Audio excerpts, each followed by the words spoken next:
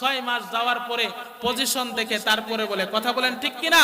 কিন্তু আমার আল্লাহ মার পেটের মধ্যে কি আছে, এটা জান্নাতি হবে না জাহান্নামী হবে, এটা ছেলে হবে না মেয়ে হবে না হিজড়া হবে, কি হবে, এটা একমাত্র কালো হবে না ফর্সা হবে, এটার হায়াত কতটুকু হবে ডাক্তাররা বলতে পারবে। হায়াত কতটুকু কোন ডাক্তার বলতে পারবে না। এর বয়স কতটুকু হবে এবং সে জান্নাতি হবে না জাহান্নামী হবে, এটা কোন ডাক্তার বলতে পারবে না। একমাত্র কে বলতে পারেন? জোরে কোন কে? আমার আল্লাহ তাআলা। 3-4 নাম্বার হলো আমি আপনি আগামীকাল কি উপার্জন করবেন, কতটুকু পরিমাণ আপনি উপার্জন করবেন, এটা একমাত্র আল্লাহ তাআলা জানে, দুনিয়ার আর কেউ জানে না। জোরে কোন সুবহানাল্লাহ। 4 নাম্বার হলো আমি যেটা বলতেছিলাম, আমার উদ্দেশ্য হলো 4 নাম্বার হলো 5 আঙ্গুলের ব্যাখ্যার মধ্যে 5 আঙ্গুল। 4 নাম্বার হলো আগামীকাল আপনি কি উপার্জন করবেন, এটা শুধু আল্লাহ তাআলা জানে, কেউ বলতে পারবে না। 5ম নাম্বার হলো মানুষ কখন মারা যাবে, কি অবস্থায় মারা যাবে, কোন জায়গায় মারা যাবে, এটা একমাত্র কেবলমাত্র আমার আল্লাহ জানে, দুনিয়ার আর কোনো মানুষ জানে না। কথা বলেন ঠিক কিনা? আপনি বলতে পারবেন কখন মারা যাবেন, বলতে পারবেন? কখনোই বলতে পারবেন না, এটা একমাত্র আল্লাহ তাআলাই জানে। অতএব ভাই, আমি বলতেছিলাম যে আমাদের এই দুনিয়া থেকে চলে যেতে হবে, তাহলে দুনিয়া থেকে যেহেতু আমরা চলে যাব নিশ্চিত, এর মধ্যে কোনো সন্দেহ নাই, তাহলে এই পৃথিবী থেকে আমরা চলে যাব, আমরা দুনিয়া থেকে কি নিয়ে যাইতেছি, আল্লাহ কেন পাঠিয়েছেন, কি করতেছি, আর আমরা কবরে কি নিয়ে যাইতেছি, 3টার হিসাব যদি মিলাইতে পারেন তাহলে আপনি সাকসেস। কথা বলেন ঠিক কিনা? আল্লাহর নবী সাল্লাল্লাহু আলাইহি সাল্লাম বলেন, আল কাইয়্যিসু মান দানা নাফসাহু ওয়া আমিলা লিমা বাদাল মাউত। জ্ঞানিত হলো ওই ব্যক্তি যে ব্যক্তি মৃত্যুর পরবর্তী জিন্দেগি নিয়ে সে ভাবা চিন্তা করে আল্লাহ তাআলা দুনিয়াতে কেন পাঠালেন, আবার এই দুনিয়াতে আমরা এসে কি করতেছি, আবার এই দুনিয়া থেকে আমরা কি নিয়ে চলে যাব, এটা নিয়ে যে ব্যক্তি ভাবতে পারবে ওই হলো প্রকৃত মুমিন। কথা বলেন ঠিক কিনা? ভাইরা আমার, এজন্য মৃত্যু যেহেতু আমাদের বরণ করতে হবে, আমরা এই পৃথিবী থেকে একদিন চলে যাব, এই পৃথিবীতে আমরা কখনোই থাকতে পারবো না। এইবার আসেন, এই পৃথিবীতে আমরা কেউ থাকতে পারবো না। খালি হাতে যদি কবরে যাই, আমলবিহীন যদি কবরের মধ্যে যান, কবরের মাটির 2 পাশ থেকে এমন ভাবে চাপ দিবে, এক পাজরের হাড্ডি আর এক পাজরের মধ্যে ঢুকে যাবে। ঠিক কিনা বলেন? কথা কয় না? ঠিক কিনা? মা বোনদের সম্পর্কে বলা হয়েছে, ও মা একটু খেয়াল করে দেখেন, দুনিয়ার রং তামাশার মধ্যে পড়ে গেছেন, মৃত্যু আপনাকে বরণ করতেই হবে। বেপরদা ভাবে যদি আপনি চলে কবরের মধ্যে যান, আপনার কবরটা কিন্তু জাহান্নামের টুকরা হয়ে যাবে। ঠিক কিনা বলেন?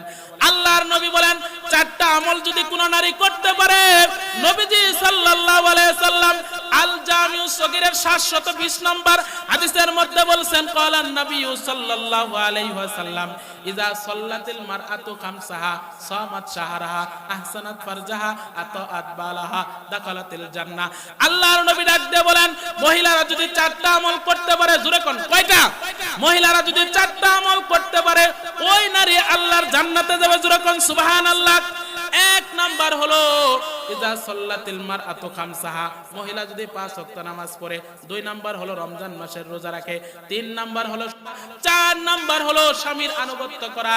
এই 4টা কাজ যদি কোন নারী করতে পারে, 1 নাম্বার হলো নামাজ পড়া, 2 নাম্বার হলো রমজানের রোজা রাখা, 3 নাম্বার হলো সতীত্বের হেফাজত করা, 4 নাম্বার হলো স্বামীর আনুগত্য করা।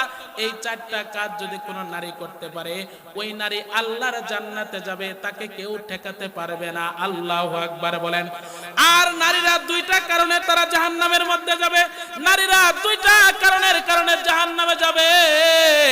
আল্লাহর নবী সাল্লাল্লাহু আলাইহি ওয়াসাল্লাম বুখারী শরীফের 304 নম্বর হাদিসের মধ্যে বলেন, নবীজি সাল্লাল্লাহু আলাইহি ওয়াসাল্লাম তিনি বলেন, 2টা কারণে নারীরা বেশি বেশি জাহান্নামে যাবে। একটা কারণ হলো, 1 নাম্বার কারণ হলো নারীরা জাহান্নামে যাবে স্বামীর অবাধ্য হওয়ার কারণে। স্বামীর কি কারণে? অবাধ্য, স্বামীর হুকুম মানে না।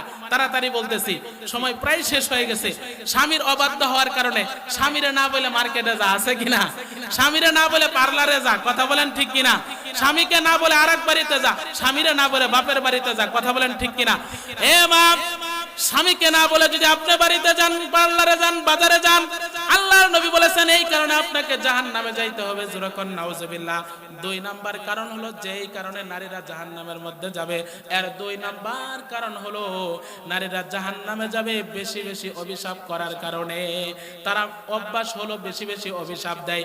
উদাহরণস্বরূপ আপনাকে আপনার বেগম বলে দিল, আপনি বাজারে যান, বাজারে যাচ্ছেন, আমার জন্য একটু পান নিয়ে আসবেন, হয় কিনা? কথা কয় না, হয় কিনা? আপনি আমার জন্য একটু পান কিনে নিয়ে আসবেন। বাজারে ছেলে মানুষ গেছে, যাওয়ার পর বিভিন্ন কাজের মধ্যে মশগুল হয়ে গেছে, পান কেনার মনে নাই, হইতে পারে কিনা। বাড়িতে যখন আসছে বেগম সাহেব এবার এরকম ভাবে ব্যাগ খুঁজতেছে খুঁজতেছে, পান খুঁজে পায় না, আছে কিনা। পান যখন না পেয়েছে এবার স্বামীর সাথে ঝগড়া লাগাইছে, ঠিক কিনা? ও মা বোন বেজার হয়েন না, আপনাদেরকে সতর্ক করতেছি, স্বামীর অবাধ্য হওয়ার কারণে এবং আপনার স্বামীকে অভিশাপ দেওয়ার কারণে জাহান্নামের মধ্যে যাইতে হবে। ও মা, আপনি না পান না পায়া এবার স্বামীকে বেগম সাহেব বলতেছে, ও গেন্দার বাপ, তোমার কাছে বিয়ে হয়া আমি আর জীবনে সুখ পাইলাম না, ঠিক কিনা?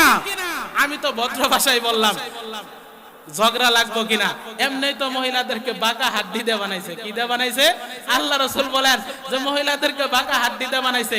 যদি আপনি এটা ঠিক করতে যান ভাঙ্গে যাব। বাঁকা জিনিস যদি ঠিক করতে যান, সোজা করতে গেলে কি হয়ে যাবে? ও মা, আপনাদেরকে বাঁকা হাড্ডি দিয়ে বানাইছে, ঠিক আছে, কিন্তু স্বামীর প্রতি ইহসান করবেন, সন্তানের প্রতি ইহসান করবেন, স্বামীর প্রতি আপনি দয়াদ্র হবেন, শাশুড়ির খেদমত করবেন, মা বাবার খেদমত করবেন, শাশুড়ির খেদমত করবেন, স্বামীর খেদমত করবেন, স্বামীর আনুগত্য করবেন, আপনি আল্লাহর জান্নাতে যাবেন। কথা বলেন ঠিক কিনা? আর যদি স্বামীর আনুগত্য না করে আপনি এই দুনিয়াতে স্বামীর আনুগত্য না করে কবরে যান, আপনার কবরের মধ্যে আযাব শুরু হয়ে যাবে, ঠিক কিনা বলেন? ভাইরা আমার, সর্বশেষ আমি বলে শেষ করে দিতেছি, আমরা এই দুনিয়াতে কেউ থাকতে কতক্ষণ পারবো? আমি এখনই শেষ করে দিব, আমার সময় শেষ হয়ে গেছে। বিভিন্ন জনে কথা বলার কারণে আসলে কি বলবো, কোন দিকে যাব, এখন মনে করেন সময় যদি কম হয়ে যায়, একটু উদাহরণ দিয়ে যে কথা বলবো, কথা বলার সুযোগ নাই, কারণ পরবর্তী আলোচক ভাই আমার চলে আসছে। আমার 9:30 পর্যন্ত সময় ছিল, শেষ হয়ে গেছে। আমি বেশি না, মাত্র 5টা মিনিট আমি একটু চায় নিতেছি, দিবেন তো? 5টা মিনিট আমি 5 মিনিটের মধ্যে শেষ করে, 35-এর মধ্যে আমি শেষ করে দেব। আমি বলতেছিলাম যে এই দুনিয়া থেকে আমাদের চলে যেতে হবে, তাহলে এই দুনিয়া থেকে আমরা কি নিয়ে যাইতেছি আমাদের এটা কিন্তু অবশ্যই খেয়াল রাখতে হবে। কথা বলেন ঠিক কিনা? এই যে 2024 সাল শেষ হয়ে যাইতেছে, ঠিক না? আজকে 29 তারিখ, রাত্রিতে 30 তারিখ পড়ে যাবে, 2024 সাল শেষ হয়ে যাইতেছে, সামনে 2025 সাল শুরু হয়ে যাবে। আপনার মধ্যে আফসোস আসা দরকার, 2024 সালে আমি কতটুকু আমল করেছি, আর 2023 সালে আমি কতটুকু আমল করেছিলাম, 2024 সালে যে গুনার উপরে আমার চলেছে, আর 2024 সালেও আমি এইভাবেই কাটাইলাম, তাহলে আমার কি অবস্থা হবে কবরের মধ্যে? কিন্তু আমরা এটা ভাবা চিন্তা না করে আমরা শুধু এই যে 2024 সাল শেষ হয়ে যাবে, 2025 সাল শুরু হয়ে যাবে, যুবক ভাইরা এরকম ভাবে গান বাজনা নৃত্য দিয়ে 2025 সালকে স্বাগত জানায়। কথা বলেন ঠিক কিনা? কথা কয় না? কথা বলেন ঠিক কিনা? ভাইরা আমার, এই যে 2024 সাল শেষ হয়ে যাচ্ছে, 2025 সাল শুরু হয়ে যাবে, আমরা 2024 সালকে গান বাজনার মাধ্যমে আমরা শেষ করব না। গান বাজনার মাধ্যমে 2024 সালকে আমরা বিদায় জানাবো না। 2024 সালকে আমরা বিদায় জানাবো তওবা এবং ইস্তেগফার দিয়া। জোরে কোন কি দিয়া? সবাই বলেন তওবা আর কি দিয়া? আরেকটু জোরে বলেন কি দিয়া? তওবা আর ইস্তেগফার দিয়া। জোরে বলেন কি দিয়া? 2024 সালকে আমরা শেষ করব তওবা আর ইস্তেগফার দিয়া, আল্লাহর কাছে তওবা করব।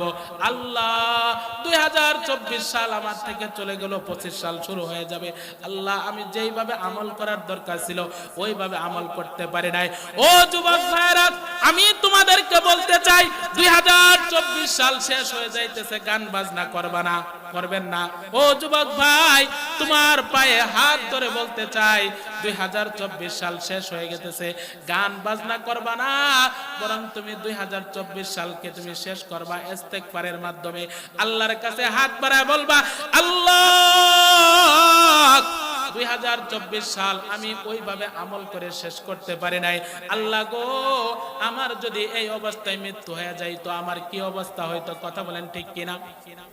আল্লাহর কাছে একটু আফসোস তৈরি করবেন। জোরে কোন 2024 সালকে আমরা বিদায় জানাবো কি দিয়া? ইস্তেগফার দিয়া। জোরে কোন কি দিয়া? ইস্তেগফার এবং তওবা দিয়ে।